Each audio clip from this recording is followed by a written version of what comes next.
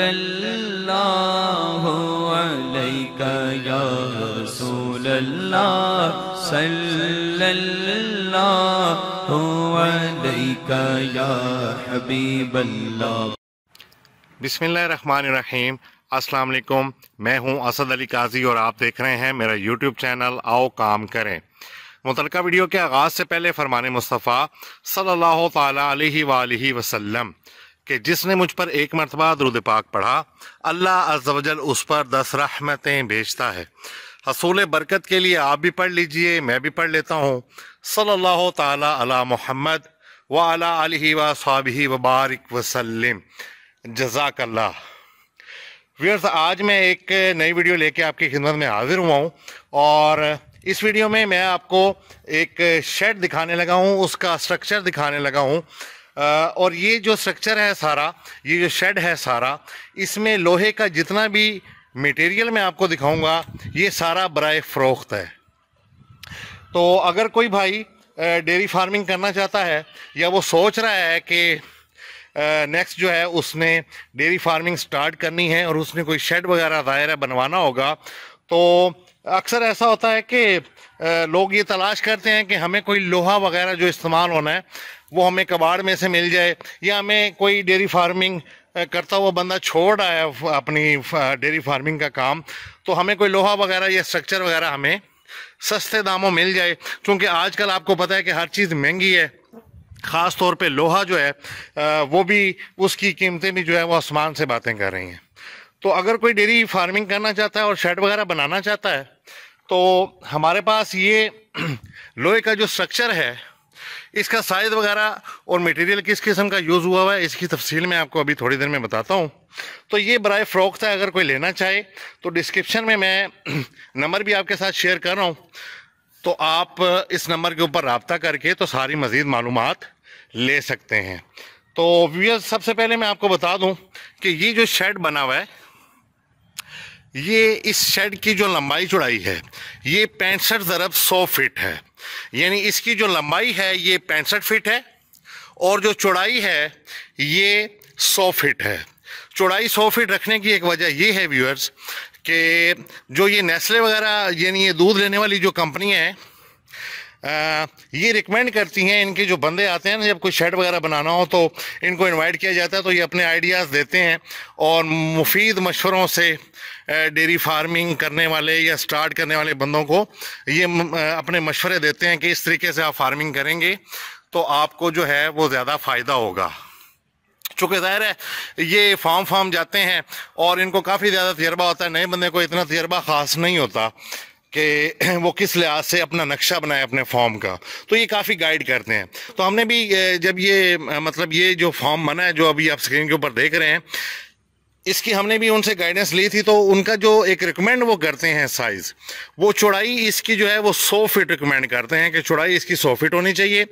इसकी लेंथ जो है अपनी ज़मीन के मुताबिक जिसके ऊपर फॉर्म बनाना है और अपनी कैपेसिटी के मुताबिक लंबाई आप कल कलाओं को भी बढ़ा सकते हैं। चौड़ाई जो है वो बार बार बढ़ाना मुश्किल होता है, तो चौड़ाई जो है वो स्टैंडर्ड साइज़ जो है वो 100 फीट है, तो हमने 100 फीट ही रखा है। और इसकी लंबाई जो है वो 65 फीट है। लंबाई इस नियत से 65 फीट रखी कि जब कल कला को काम बढ़ाया जाएगा तो उस वक्त जो है इसकी लेंथ जो है वो मज़ीद बढ़ाई जा सकेगी। अब अगर कोई भी बंदा ये लोहे का मटेरियल हासिल करना चाहता है, ख़रीदना चाहता है, तो डिस्क्रिप्शन में मैं नंबर दूंगा, उसके ऊपर आप रब्ता करके मज़ीद मालूमात ले सकते हैं और बड़े ही अच्छी कीमत के ऊपर आपको ये लोहा मिल सकता है। तकरीबन 1 साल से ऊपर हो चुका है ये जब फॉर्म तामीर हुआ, यानी 1 साल हो चुका है इस लोहे को, यानी ये पुराना लोहा इस कदर पुराना है। और ये चूँकि पेंट हुआ है तो इसको किसी किस्म का कोई डैमेज नहीं है, कोई जंग वगैरह नहीं है। पेंट करवाने से ये फ़ायदा हो गया था।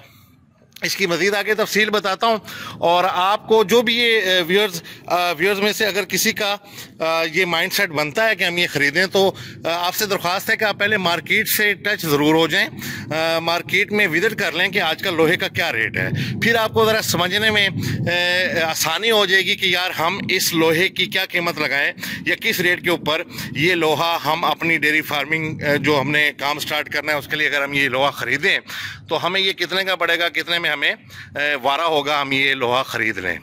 तो चलिए मैं इसकी तफसील बताता हूँ। सबसे पहली इसकी तफसील ये है कि ये 65 ज़रब 100 फीट के ऊपर ये शेड तामीर हुआ है। इसके अंदर ये जो पाइप लगे हुए हैं मेन, ये नीचे हमने ये फाउंडेशन बना के ये नट बोल्ट के ज़रिए ये यहाँ पे इनकी कसाई हुई है, ये देख लें। यानी ये आसानी से यहाँ से खुल जाएंगे और ये पाइप जो हैं ज़मीन से जुदा हो जाएंगे अपने फाउंडेशन से। ये 5 इंच का पाइप है, इसकी ये जो डाया है ये 5 इंच का है। इसी तरह हमारे कुछ पाइप लगे हुए हैं जो 7 इंच के हैं, यानी जो बाउंड्री पे हमने लगाए हुए हैं ये आपको नज़र आ रहे हैं, ये 7 इंच का पाइप लगा हुआ है, 7 इंच डाई का। और ये जो अंदर लगे हुए हैं ये 5 इंच डाई के, इनका डाया 5 इंच है, ठीक है। और इसी तरह तकरीबन 2.25-2 इंच के ये वाले पाइप लगे हुए हैं। ये साइड पे बाउंड्री लगी हुई होती है ना, ये 2 पाइप लगे हुए हैं ताकि जानवर जो है वो बाहर ना आए। इसी तरह आगे ये आप बंकर देख रहे हैं, तकरीबन ये 32 से 34 बंकर मौजूद हैं, जिसमें आपको पता होगा जो डेयरी फार्मिंग के काम में इंटरेस्टेड हैं लोग, उनको ये पता होगा। ये कच्ची जगह छोड़ी जाती है फार्म के अंदर जहाँ पे ये चारा वगैरह खा के तो बाद में आके काउस वगैरह जो हैं वो आके बैठती हैं, आराम करती हैं। तो 32 ये हैं। इसी तरह आपको मुख्तसर ये बताऊं कि ये 65 ज़रब 100 फीट का ये जो फार्म बना हुआ है, जिसके ऊपर जिसका मटेरियल बराए फ़रोख्त है, ये इसके अंदर 70 से 80 एनिमल्स बड़े जो हैं वो बासानी आ जाते हैं और बासानी उनको 70 से 80 जानवरों को रखना आसानी से आप रख सकते हैं, ठीक है। और मज़ीद मैं आगे बताऊं कि इसकी जो ये छत बनी हुई है, ये छत के ऊपर ये लोहे का ये सारा फ्रेम है, आपको नज़र आ रहा है। ये जो सारी आपको सामने ये लाइनों की सूरत में नज़र आ रहा है लोहा लगा हुआ, ये 1 इंच बाय 1.5 इंच का ये लोहे का चौरस पाइप इस्तेमाल हुआ है, ठीक है। और दोनों पाइपों का दरमियानी फासला 1.5 फीट है।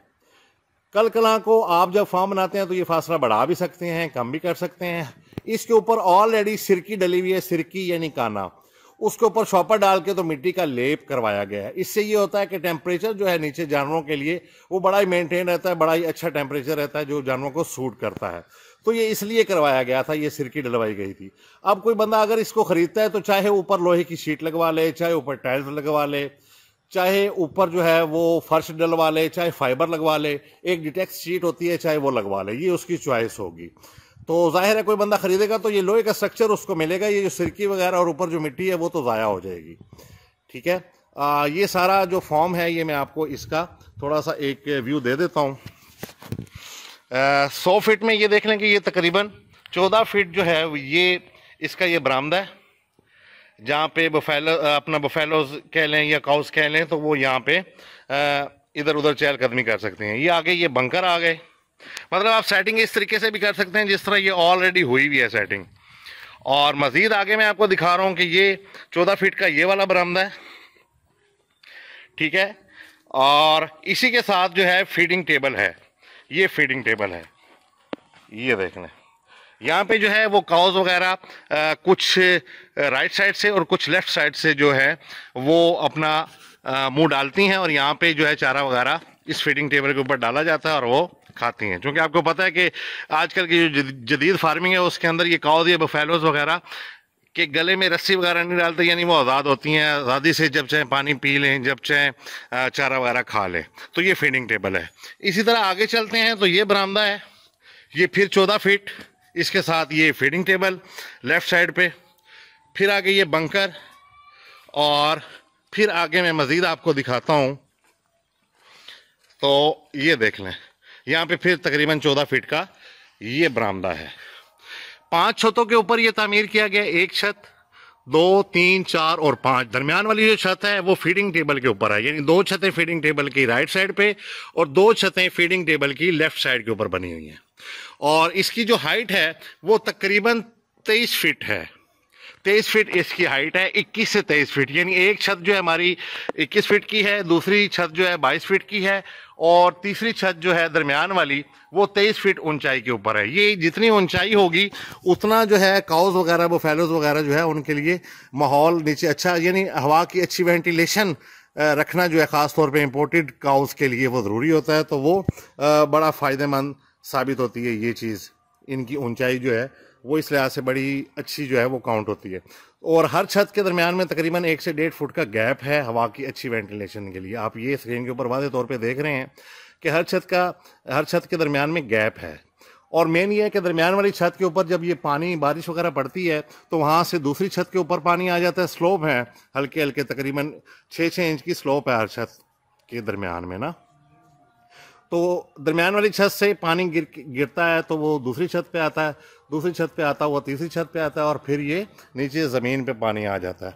तो ये एक जो है वो सीवरेज इस लिहाज से जो कि पानी ऊपर छत के ऊपर रुकेगा नहीं, ये इस लिहाज से इसकी सेटिंग की हुई होती है। तो ये चीज़ है, मैं आपको फॉर्म का फिर से एक जो है ओवरव्यू दे रहा हूँ, ये देख लें। इसका सारा लोहे का मटेरियल जो है वो फॉर सेल है। इसमें बड़ी एक ना अच्छी चीज़ बनवाई गई है, शिकंजा, जिसके अंदर काउज वगैरह की वो जो मिल्किंग वगैरह होती है तो उस वक्त की जाती है। तो वो भी मैं आपको दिखाता हूँ। पहले ये फॉर्म का ये इसका एक ओवरव्यू ले लें कि किस सेटिंग से बना हुआ है और कितना लोहा लगा हुआ है। ये देख लें, ये सारा चीज़ ये इस तरीके से। अभी मैं फ्रंट से आपको मेरे साथ रहिएगा, मैं आपको लेके चलता हूँ और वहाँ से भी आपको इसका एक व्यू देता हूँ। जी व्यूअर्स, यहाँ से आप वाज़े तौर पे देख सकते हैं, ये एक छत है, ये दूसरी है, ये तीसरी छत है, ये चौथी है और ये पांचवी है। 5 छतों का ये फॉर्म है, ठीक है। तो इसकी हाइट का भी आपको अंदाज़ा हो सकता है। ये दरवाजे वगैरह लगे हुए हैं, सारा मटेरियल बड़ी अच्छी कंडीशन में है, कोई रंग वगैरह नहीं लगा हुआ, पेंट वगैरह हुआ था और कहीं से डैमेज नहीं है।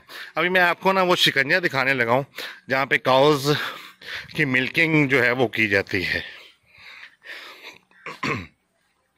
जी व्यूअर्स, ये देख लें, ये एक शिकंजा सा बना हुआ है। अभी कोई ट्रीटमेंट करना हो, यानी डॉक्टर वगैरह आए और उसकी कोई ट्रीटमेंट करना हो या सीमन वगैरह रखना हो तो उस वक्त भी ये काम आता है, और मिल्किंग के लिए भी। 2 गाय जो हैं वो एक टाइम में इस शिकंजे में आ जाती हैं, खड़ी हो जाती हैं, पीछे पाइप लगे हुए हैं। 2 जो हैं वो काउज जो हैं वो आ सकती हैं। इसका फंक्शन ये है कि ये आप ये देखें कि इसकी जो नॉर्मल कंडीशन है वो ये है इस शिकंजे की। जब गाय आती है तो यहाँ से अपना सर अंदर डालती है, चूँकि यहाँ पे आगे खुरली बनी हुई है, यहाँ पे ये चारा वगैरह डाला जाता है। तो यहाँ से अपना सर आगे करती है, यहाँ मुंह मारती है खुरली में, और ऊपर से एक बंदा जो है ये इसको इस तरीके से ये मूव करता है ये, और इस तरह ये लॉक हो जाता है। ये जो 2 पाइप आप देख रहे हैं, एक ये वाला पाइप और एक ये वाला पाइप, तो एक गाय का जो सर है वो इसके अंदर फंस जाता है, गाय पीछे नहीं निकल सकती। तो बआसानी उसकी मिल्किंग भी हो जाती है, और अगर कोई ट्रीटमेंट वगैरह करना हो, कोई सीमन वगैरह रखना हो, कोई इंजेक्शन वगैरह लगाना हो, कोई दवाई वगैरह देनी हो, तो बआसानी जो है वो गाय को यहाँ पे काबू किया जा सकता है। तो ये भी चीज़ एक बनी हुई है। एक टाइम में 2 जो है वो काउस की मिल्किंग हो सकती है। ये देख लें, ये भी चीज़ बीच में ही है। और वो जो 7 इंच वाला डाई का मैंने आपको पाइप दिखाया था, बताया था, वो ये देख लें, ये पाइप है, इसका 7 इंच डाया है। ये टोटल जो मेन पाइप लगे हुए हैं ये 5 और 10, 15, 20 और 25 पाइप लगे हुए हैं, ये टोटल जो मेन है, जिसमें से 10 ये वाले पाइप हैं 7 इंच डाई वाले, और 5 इंच डाई वाले जो हैं ये 15 हैं। 5, 10 और 15, 5, 10, 15 और 20 पाइप जो हैं लगे हुए हैं इसके 5 इंच डाई वाले, और 10 पाइप लगे हुए हैं 7 इंच डाई वाले। टोटल 30 पाइप लगे हुए हैं। और ये तकरीबन 2.25-2 इंच का ये वाला पाइप लगा हुआ है जो साइड पे बाउंड्री है।